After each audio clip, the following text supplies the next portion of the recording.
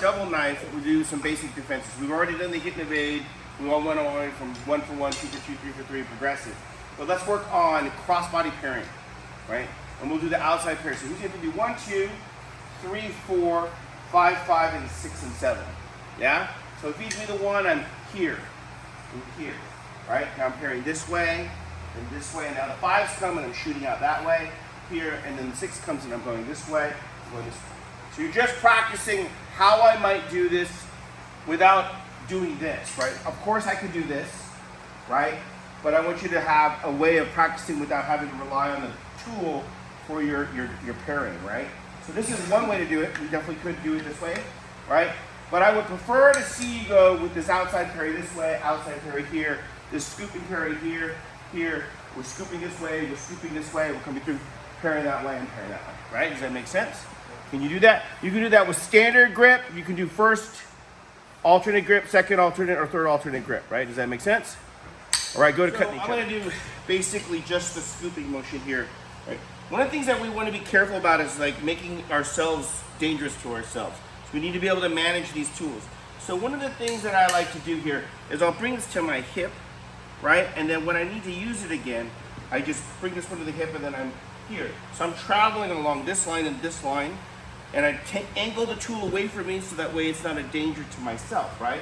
So I'm here like this, now it comes low and I'm here like this, I'm here like this. Here comes the 5s, we come in and then scoop out, in and then scoop out, and then same thing in and then scoop out, in and then scoop out, right? So this is just one way to defend.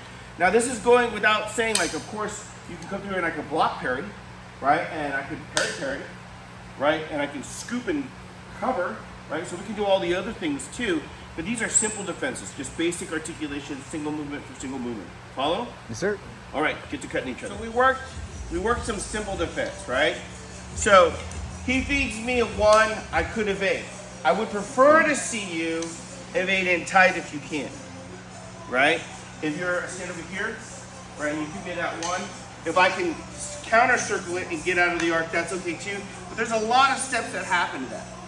I know that you can expand distance. I also know that you can do this, which we actually practice, or I demonstrate something a little bit more like that, right?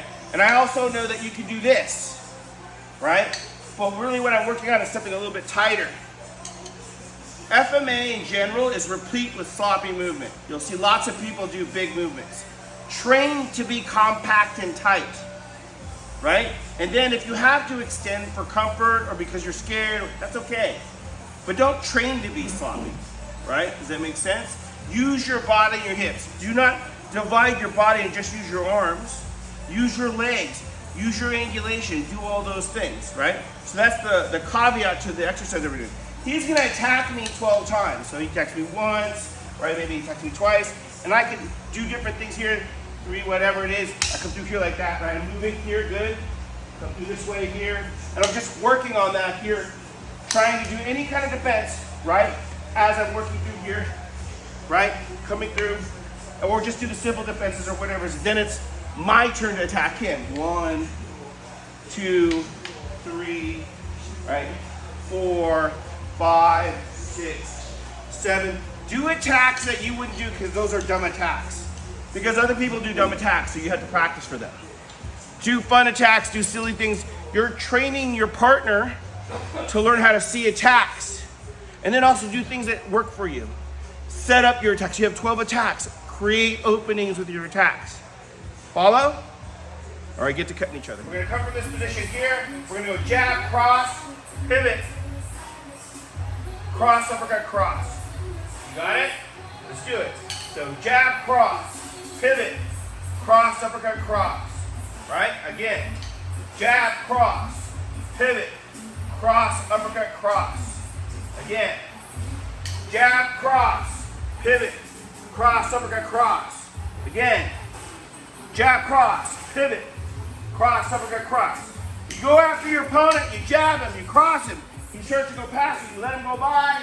Cross, uppercut, cross. Again. Jab, cross, pivot, cross, uppercut, cross. You got it?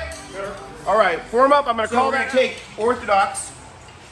position. Left lead, right? And what we're gonna do is, my offender is gonna use jab cross, right? So when the jab comes, I'm doing a gunting, right? Or a defend right here. When this one comes through here, I'm gonna go like this here, here, here. So that's the first part, right? So I'm here, here, and this is coming through here. Whether I cut or whatever, I'm stabbing, right? You got that part? Then I'm gonna bring this here underneath. I'm sorry about that, Jason. I'm gonna come to this position here, and then cross, uppercut, cross. So I hook that arm, let's do it on this side so you can see it differently, right? So he jab crosses me, I'm gonna go boom, bop, bop, and this is stabbing here, this is stabbing here. This would normally go here. Now I'm gonna come here like this, and I'm gonna hook this here, pull, cross, uppercut, cross. You understand? Let me do it again, one more time. All right, I do the good thing, I go bop, bop, bop, bop, bop. Here, pull that, cross, uppercut, cross. You got it? Adjust for your tool. Go. Now that we've worked on some fancy stuff, and we worked on some functional things, right?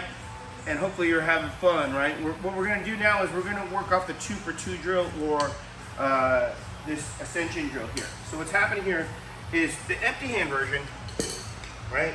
Is for us to go this way, go here like this, and come through here, here, and here, and then he gets to do it, right? And the single knife version for us is for me to cut and then clear through, cut, cut, right? And then he does the same thing. He goes through here like this, and he goes here, yep, here, 1, 2, cut, cut, right? Right, good. All right, now that we've done it remedial speed, let's do it with 2 knives, right? So now he comes and cuts, and I'm gonna cut here like this, clear, right? This is gonna go back to chopping and cut, cut, right? So again, I'm cutting and then stopping.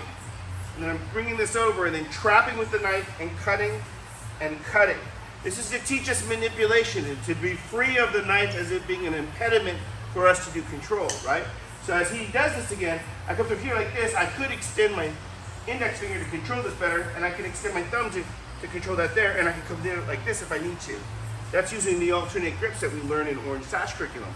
Good, good, good, good. 1 here, here, cut, cut. You're just working on how that's going to work together so that you can learn how to manage. Sorry, that's my fault. You can learn how to manage 2 tools, right? Right. So cut, catch, clear, cut. Sorry about that. Cut. Right. Right. That's what I want you to work on. All right. Give that a bang. So I just want to, before we start the next thing, right? I just want to leave this session. We did some simple defense against knife. We did double knife. We did some reflexive training, which is part of all of the things that we always do in class, right? And then we did something that's more refined, a choreographed technique, right? So that we can work on that too. And then we went to one of our standard fundamental drills that we do, and we applied the double knife to what we usually learn as single knife or empty hand, so we could learn to adapt, right? Now here's the thing. You could be in a school that only does sparring, and you'll be very effective. But people who go to those schools tend to be very unrefined.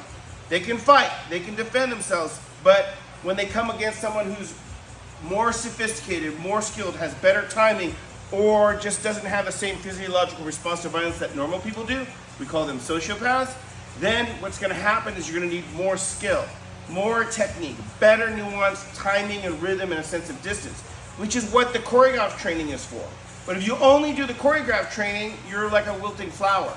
You're really good for showing off, but you can't fight at all, not really.